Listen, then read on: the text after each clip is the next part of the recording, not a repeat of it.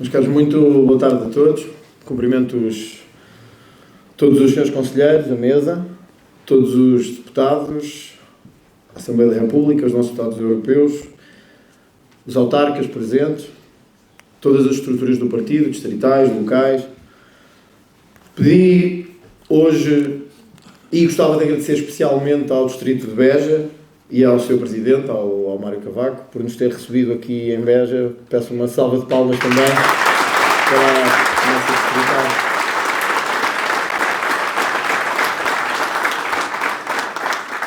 Pedi para fazer esta intervenção prévia, porque penso que o país e o Chega precisam de um caminho que mais do que nunca tem que ser claro e que este Conselho Nacional deve validar. Vivemos, provavelmente, o nosso momento mais desafiante. O momento mais desafiante de toda a nossa história. Aquilo que aconteceu em Portugal é digno, e será um dia digno, dos maiores e dos melhores, ou dos piores, registros históricos do nosso país. Um país chamado às urnas, em março do ano passado, que opta por varrer o Partido Socialista do poder, depois de uma maioria absoluta, depois de vários governos consecutivos do Partido Socialista, e dá uma maioria histórica a dois partidos, ao PSD e ao Chega. Aquilo que aconteceu depois é sabido de todos, e o momento em que estamos também é conhecido de todos. O país perdeu uma oportunidade histórica de fazer mudança. Perdeu uma oportunidade histórica de correr com os vícios socialistas que estavam entranhados no seu corpo e na sua pele. Mas nós ficamos com um troféu moral importante. É que nós fomos os primeiros, mesmo com sacrifício de algum do nosso eleitorado, a dizer que nós queríamos, estávamos disponíveis para construir uma alternativa ao Partido Socialista. Os que disseram não é não. São os mesmos que foram agora ao Parlamento pedir confiança daqueles que espezinharam, daqueles que humilharam e daqueles que não quiseram construir uma maioria. Mas estas eleições nem sequer têm que ver diretamente com esse momento histórico. Embora deva ser apontada a responsabilidade a quem, sendo Primeiro-Ministro, não conseguiu, por arrogância, por altivez, construir nenhuma solução de governo.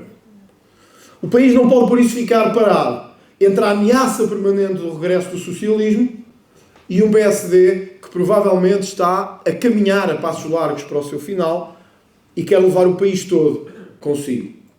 Nós temos que deixar claros ao país que não há apenas alternativa do PSD ao PS. Que mesmo quando o PSD mostra já não ser capaz de governar, ou já não querer governar, ou não ter vontade de governar, nós temos que dizer ao país que só há uma outra alternativa, uma alternativa com capacidade, uma alternativa com um número de deputados suficiente, uma alternativa com vontade de ser governo. E essa alternativa somos nós. Connosco, pouco importa se não é não ou se sim é sim. Para nós, nestas eleições, há um grande objetivo. Formar um governo de direita em Portugal e acabar com o socialismo, com os vícios do socialismo no nosso país.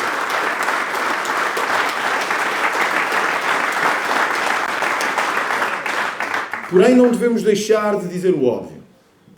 E o óbvio é a irresponsabilidade gritante de um Primeiro-Ministro que, perante factos incontornáveis, prefere atirar o país todo para a lama do que ser ele próprio a sair com dignidade.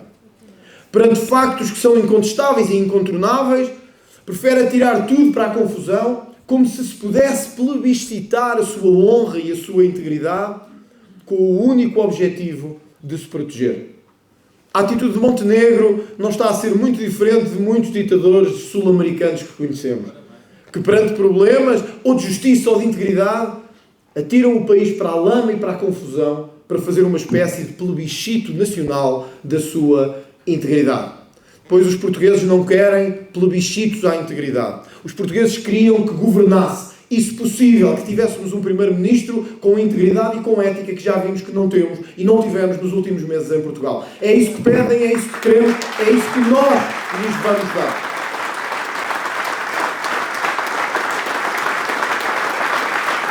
Eu encontro muitas vezes na rua pessoas que me perguntam: estou muito confuso com o que se está a passar.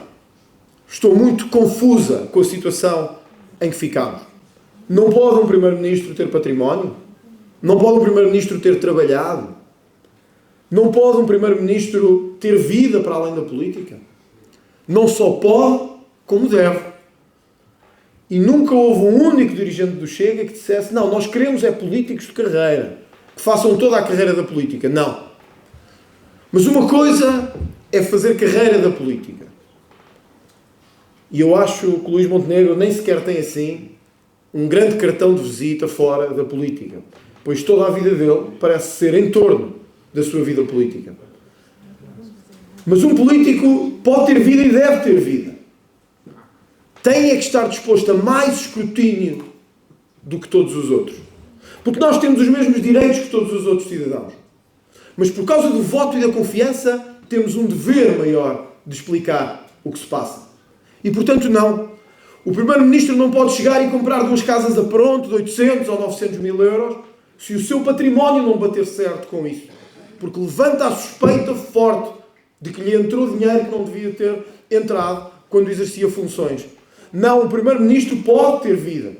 Não pode é continuar a receber enquanto é primeiro-ministro, pois que isso nem em Portugal, nem em nenhuma democracia do mundo, um país ou um primeiro-ministro podem estar a receber enquanto exercem funções. E sim, um primeiro-ministro pode, porque isso até é positivo, mostrar que teve vida e teve património.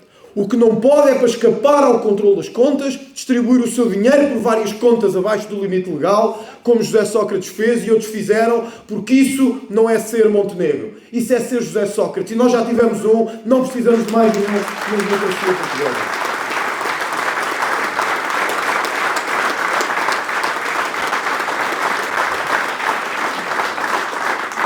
Isto não é novo na nossa democracia. Não é novo. A situação é diferente, mas isto não é novo. Manuel Pinho era Ministro da Economia do Governo Socialista e estava a receber 15 mil euros por mês do Banco Espírito Santo. Olhámos para isto com espanto. Como é que um ministro pode estar a soldo do que quer que seja? E infelizmente o que estamos a ver todos os dias com o Primeiro-Ministro assemelha-se cada vez mais ao que vimos no passado com outros dirigentes socialistas. Não, a história não é igual. Não, a história não é a mesma. É evidente que não. À mãe substitui-se um amigo ou um primo. Aos familiares mais diretos substituem-se outros. A umas empresas substituem-se outras. Mas fica no ar a mesma dúvida. Fica no ar a dúvida da integridade de um primeiro-ministro. Porque sim, volto a dizer, nós não queremos pobres em Portugal. Quem nos dera a nós que todos fossem ricos. E quem nos dera a nós que todos pudessem ter os meios que o Luís Montenegro tem para comprar casas. Eu compreendo que muitos que estejam a ver, muitos que não conseguem pagar a sua casa ao final do mês, muitos que não conseguem juntar dinheiro para pagar a sua habitação, estejam estupefactos com o que estão a ver. Porque, na verdade, tínhamos um primeiro-ministro multimilionário e não sabíamos. A questão é que podíamos não saber porque não saber. Mas isto levanta as maiores suspeitas de um primeiro-ministro que devia ter estado concentrado na sua função de governar e não em qualquer outra função. E agora percebemos bem porque é que não queriam um Chega no governo. E agora percebemos bem porque é que não queriam um Chega como parceiro. Porque com todas estas irregularidades, com todas estas ilegalidades, com toda esta falta de ética, nós já tínhamos mandado este primeiro-ministro dar uma volta se fôssemos parte deste governo.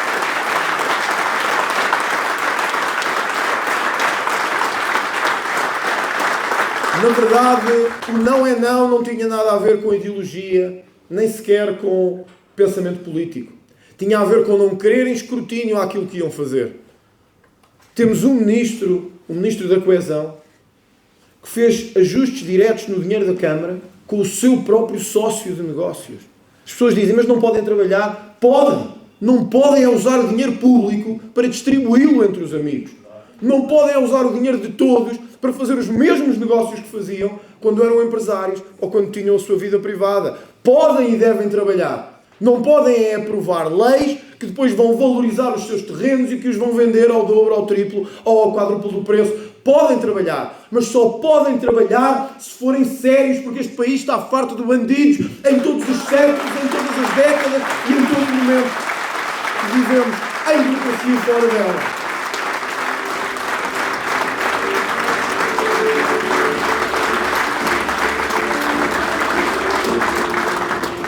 Também encontrei quem me dissesse: este vosso outdoor é muito duro. Este vosso outdoor é muito exigente. Este vosso outdoor tem um impacto muito forte. E tem. E tem. Podemos discuti-lo e avaliá-lo. Mas fica hoje evidente, quer eles gostem, quer eles não gostem, que 50 anos de democracia sempre a rodar entre PS e PSD nos trouxeram até aqui.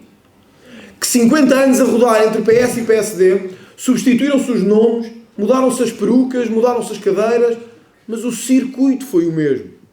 O circuito da compra e venda foi o mesmo. O circuito da troca de favores foi o mesmo. O circuito do pega num e mete-o ali a ver se cala é o mesmo. O circuito da tentativa de comprar todos os setores do Estado, desde baixo até cima, não é diferente no PSD do que foi no PS. 1/3 dos autarcas do PSD que cessam funções porque não se podem recandidatar já têm lugar assegurado, ou tinham, neste governo. O que é isto, senão a maior escala de favores e de compadrio da nossa história? Ficas aí, mas quando acabares não te preocupes. Ter que ir trabalhar outra vez? Não te preocupes. Vens para aqui. E este ciclo não para de nos empobrecer, de nos enlamear e de nos atirar cada vez mais para o fundo. Por isso o outdoor é duro, mas ele visa dizer ao país que agora já não há desculpa. Agora já não há desculpa. Já viram que é igual. Porque havia que ainda achasse que não era igual. Que 8 anos de socialismo tinha criado um novo PSD. Não criou. É o mesmo. É o mesmo velho PSD dos vícios, das negociatas. É o mesmo. Portanto, agora não tem outra alternativa. Agora já não há o PS ou o PSD. Porque, na verdade, que moral tem Pedro Nuno Santos de falar da situação de Luís Montenegro? Que moral tem o PS, cujos governos, quase todos, no seu fim, tiveram escândalos enormes de corrupção, para vir falar da corrupção ou das ilegalidades do PSD? Que moral tem o PS, cujo secretário-geral, no governo, fazia negócios com a empresa de que ele também era titular com o seu pai? Que moral tem o Partido Socialista para falar de negócios entre público e privado? Não tem nenhuma. Por isso é que nestas eleições nós temos que dizer aos portugueses isto. Durante 50 anos, vocês trocaram e alternaram entre um e o outro. Durante 50 anos escolheram entre PS e PSD. Melhoraram? Não.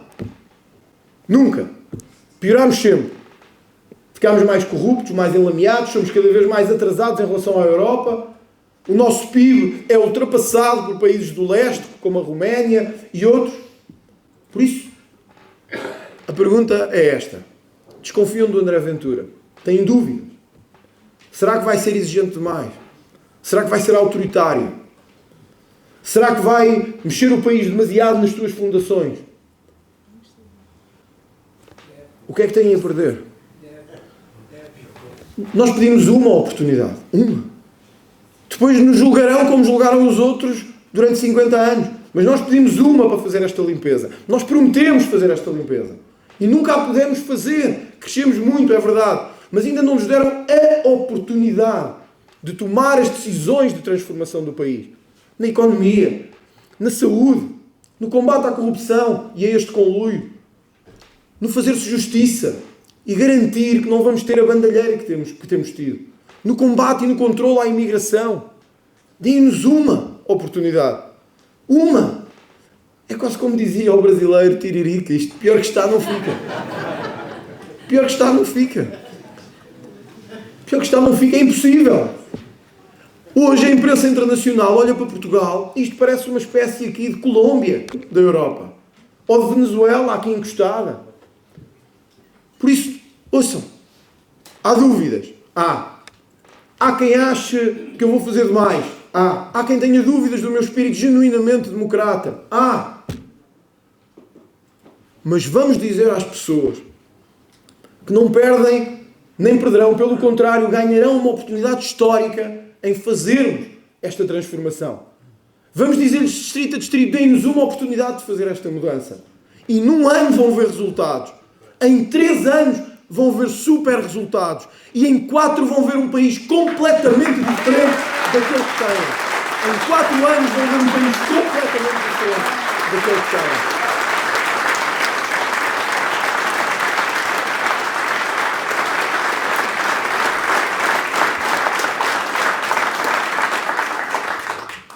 Há também quem diga, o Chega também tem os seus casos. O Chega também tem casos. E temos. E por isso estamos aqui e eu nunca me escudei, nem escusei, a falar nunca de nenhum deles. Por isso todos sabem, os que trabalham ao meu lado e os que trabalham mais à distância, que eu nunca virei a cara ao combate, nem a dar a cara quando era preciso dar a cara, a criticar quando era preciso criticar, a expulsar quando era preciso expulsar. Há uma grande diferença entre o Chega e os outros partidos, mesmo nisto. É que, quando nós olhamos para trás na nossa bancada, nós já não temos lá, de facto, o Miguel Arruda. Quando olhamos para a bancada do PSD, nós ainda vemos lá o Miguel Albuquerque, ainda vemos o Pinto Moreira, parte do PSD, e ainda vemos toda a escória da corrupção ligada ao PSD, nos seus quadros, nos seus distritais e nos seus governos. Essa é a grande diferença.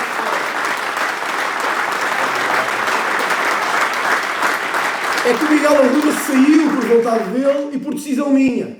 O Pinto Moreira sentou-se na bancada do PSD e ali ficou. Não como independente, mas como deputado do PSD até ao fim. Luís Montenegro, sabe-se lá porquê, nunca teve coragem de lhe dizer: Pinto Moreira, tens que sair. A história talvez um dia nos diga porquê. Mas eu tive coragem porque lhe disse a ele frente a frente e por isso posso revelar aqui frente a todos. Que lhe disse: Miguel Arruda, tens que sair. Não há segundo espaço nem segunda oportunidade. Tens que sair. Assim o país fizesse há 50 anos e nós tínhamos um país muito diferente.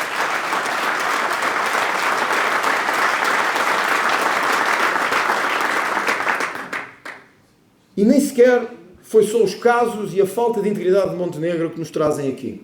Este governo governou mal. Governou mal a distribuir os lugares pelos amigos, é verdade. Governou mal na falta de ética e transparência do Primeiro-Ministro, que fugiu.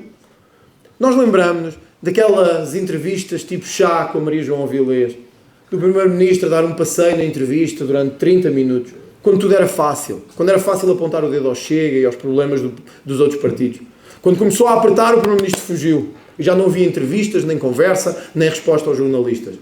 Afinal, veio-se a verificar que o político mais inimigo dos jornalistas, o líder do Chega, era quem falava todos os dias aos jornalistas sem medo, sem nada a esconder e enfrentando-os cara a cara e dando a cara nos momentos fáceis e nos momentos difíceis do partido. Afinal, foi isso que se veio a revelar.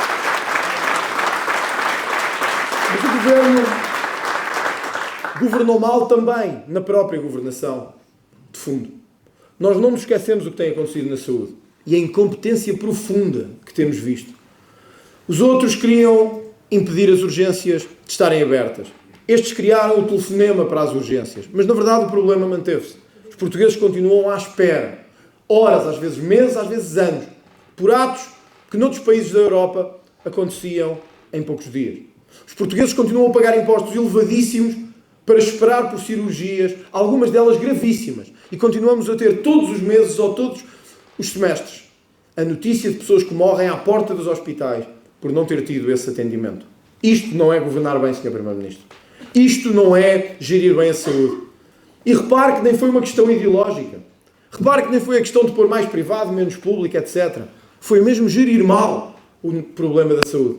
Foi mesmo olhar para a saúde e fazer igual ou parecido com o que os outros tinham feito. Demissões nos serviços de urgência praticamente todas as semanas, caos nos principais hospitais, não é governar bem. A imigração, que diziam não vai ser preciso Chega, nós vamos fazer esse controle. Andaram para a frente, para trás, quiseram aliar-se ao PS, quiseram voltar atrás, acabaram com as manifestações de interesses, foi a Cabo Verde dizer que queria uma via verde para os imigrantes entrarem em Portugal, uma via verde, como se nós tivéssemos tido outra coisa que não via verde nos últimos anos para se entrar em Portugal. Basta vir aqui aqui ao distrito de Beja para se perceber a enorme bandalheira de imigração em que este país se tornou. O PSD esteve um ano. Dizem que fizeram alguma coisa, que mudaram alguns processos e alguns procedimentos, dizem que estancaram. Eu não vejo nada. O país não vê nada. Governaram mal naquilo que tinham que dizer. E era tão simples, era olhar para as câmaras, olhos nos olhos, e dizer assim: meus caros, eu vou-vos dizer uma coisa. Se eu for o primeiro-ministro, qualquer imigrante que aqui esteja, que cometa um crime, ganha um voo de passagem para o seu país de origem imediatamente. E quem não está legal, só tem uma forma de fazer. É sair e voltar a entrar legal. Por isso é que se diz ilegal. Porque tem uma consequência. Porque não é legal. Porque não cumpre as regras. E se nós dizemos a um que entrou e não cumpriu as regras, que pode ficar, depois se trata de tudo, todos os outros pensam o mesmo. E pensam, vale a pena para Portugal. Porque na Alemanha expulsam. Em França expulsam. No Reino Unido não consigo entrar. Então vamos lá para aquele país do canto da Europa. Ali ninguém nos faz nada. Ficamos, com sorte ficamos a receber uns subsídios para a casa, para o carro. Com sorte o nosso filho, quando nascer, vai receber mais uma porrada de subsídios, que este país é só subsídios, e nós continuamos o mesmo ciclo. Para quem trabalha nada, para quem trabalhou nada, e para quem vem de fora, ou para quem é coitadinho, tudo. É o país ao contrário que nos deixou o PS, mas que nos deixou o PSD. É este ciclo que nós temos que interromper. É este ciclo que nós temos que interromper.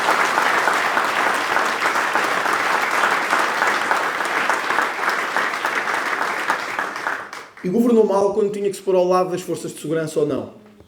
Quando alguns dos nossos polícias ficaram envolvidos em problemas por agirem em bairros difíceis de Portugal, o governo deveria deixar claro que há justiça, o que é da justiça. Mas a posição de princípio de um governo é estar ao lado das suas forças de segurança. É dar o sinal ao país de que não vacilará. É dar o sinal ao país de que estará ao lado deles, pela ordem e pela segurança. Não podemos dizer que andamos ao lado deles, mas quando há um primeiro pequeno problema, olhamos para o lado e deixamos que os pezinhem, que os humilhem, que os prendam. Hoje um polícia em Portugal sente que se fizer alguma coisa vai para a cadeia mais rápido do que o bandido que prendeu. Essa é a verdade do sentimento deles. Em todas as castas, em todas as escalas, em todas as polícias. É o país da impunidade. É o país que não é capaz de olhar o crime olhos nos olhos como outros estão a fazer. E dizer que tem que agir mesmo que isto custe. Tudo isto não é do PS. Foi já de um ano de governação do PSD. E sejamos francos, tivemos uma Ministra da Justiça absolutamente incapaz. Absolutamente incapaz. Uma Ministra da Justiça que nos prometeu um grande pacote de luta contra a corrupção, mas percebeu ao meio do tempo que mais valia não falar mais deste assunto e mais valia deixá-lo morrer. Que reuniu os partidos para ouvir propostas. E o Chega, imaginem, ingênuos que nós somos, lá fomos cheios de propostas na mão, a dizer que podiam fazer isto e aquilo e aquilo outro e tal. Viram alguma coisa? Zero. Zero de combate à corrupção deste governo. Quando o governo anterior tinha caído por causa da corrupção. Por suspeitas sobre António Costa. Então nós, esta campanha, temos de dizer aos portugueses, fazer-lhes uma promessa para o dia 1. Há presidentes que fazem promessas para o dia 1. Nós não podemos prometer o céu e a terra, mas podemos fazer uma promessa no dia 1. É que no dia a seguir a tomarmos posse, nem vamos precisar de mais, é no dia a seguir. Há a tomada de posse e no dia a seguir entra no Parlamento, o maior pacote anticorrupção que esta história já viu. No dia a seguir entra no Parlamento. No dia a seguir.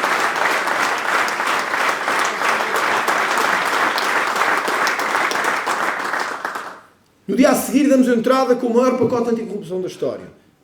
No dia a seguir vamos enfrentar o problema do enriquecimento ilícito dos políticos de frente. Sem falsos moralismos, sem falsas modéstias. De frente.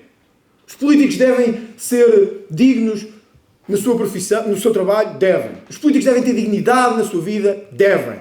Mas desculpem, um político não pode chegar a Lisboa com 100 e sair de Lisboa com 3.000. Não pode. Porque está a servir o país. Não se está a servir a ele próprio. E foi por isso. E nós temos que o lembrar nesta campanha eleitoral também. Que quando chegou a hora, que muitos disseram populismo baixo, nós dissemos que não queríamos aumentos de salários dos políticos. Vocês lembram-se que eu andei durante 5 anos a dizer isso, primeiro como deputado único, depois 12 deputados, e dissemos não pode ser. Não é que os políticos ganhem muito bem, é que o país está a ganhar mal. E nós não devemos ter políticos a serem descongelados como eles dizem, quando as pensões, quando há subsídios, quando há apoios à doença e à velhice que continuam congelados há não sei quantos anos. Que nós não podemos ter um país de salários tão baixos e os seus políticos a crescerem tanto. Perguntar-me-ão, todos os deputados gostaram? Não.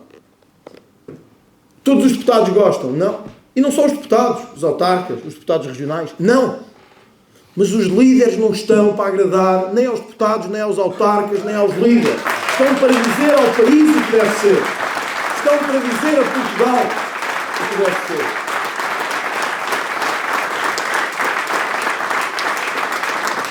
E nós tivemos a coragem de o fazer. Não só dissemos que não se via, como abdicámos. Viram o PS a abdicar de alguma coisa? O PS não abdica de nada. O PS não está a atacar o PSD pelo dinheiro que o Primeiro-Ministro recebeu. O PS quer ir para lá e ele receber, que é uma coisa diferente. A injustiça do PS é pensar porque é que estão lá estes tipos a receber e eu não. Isso é que é a injustiça do PS para o PSD. Por isso, nós não nos deixamos enganar e temos o nosso caminho muito bem definido. Passou um ano desde as eleições legislativas de março. Tivemos momentos melhores, tivemos momentos piores. Tivemos momentos mais duros, tivemos momentos de maior intensidade. Saímos à rua como nunca tínhamos saído. Lutámos por um país seguro, mesmo quando o país todo nos atacava. Lutámos contra a imigração desregulada, quando todos, nas televisões, nos jornais e na opinião pública e publicada, nos atacavam. Tivemos a coragem de nos mantermos firmes, quando outros nos queriam destruir à direita e à esquerda. Tivemos debaixo do maior ataque que alguma vez um partido teve. À direita e à esquerda. Mantivemos-nos firmes. Houve no meio resultados melhores e resultados piores. Não sabemos o que vai acontecer daqui a 2 meses. Mas sabemos uma coisa ao dia de hoje. É que todos os estudos de opinião, todos, mostram que o Chega não só sobreviveu, em alguns casos cresceu, como a nossa unidade para estas eleições está mais forte do que nunca.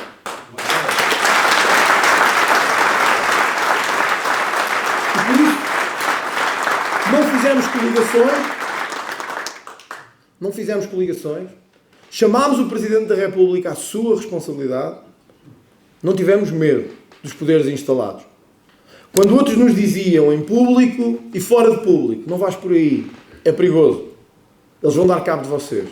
Não vais por aí que é perigoso e eles vão dar cabo de ti. Chamámos o Presidente à sua responsabilidade. Chamámos o Governo à sua responsabilidade. E mesmo quando outros achavam à última hora que com medo de ir a votos ou com qualquer jogada tática nós nos íamos acobardar, nós mostramos a este país, meus amigos, nós mostramos a este país a fibra de que somos feitos. Mostramos a este país a diferença, a força de caráter, a fibra e a falta de medo, que não é a irresponsabilidade, é a falta de medo que sempre nos conduziu, que sempre me conduziu na gestão do trabalho político. E é com este espírito que agora vamos novamente à luta. Já não só com as promessas, mas com o orgulho do nosso trabalho feito ao longo do último ano. Com o orgulho da promessa e da palavra mantida. Com o orgulho e a promessa de termos dito ao que vínhamos e do que fizemos. Com a promessa de não nos aburguesarmos, nem nos tornarmos mais um partido do sistema. Enfrentámos-los nos estúdios de televisão, na rua, no Parlamento. Enfrentámos-los sem medo. E é isso que vamos fazer outra vez no dia 18 de maio. Sem medo, vamos mostrar ao país que aqui estamos, vamos mostrar ao país que queremos ganhar estas eleições e que o nosso objetivo, por muito que lhes custe ouvir isto, é acabar com 50 anos de corrupção em Portugal. É para isso que conto convosco.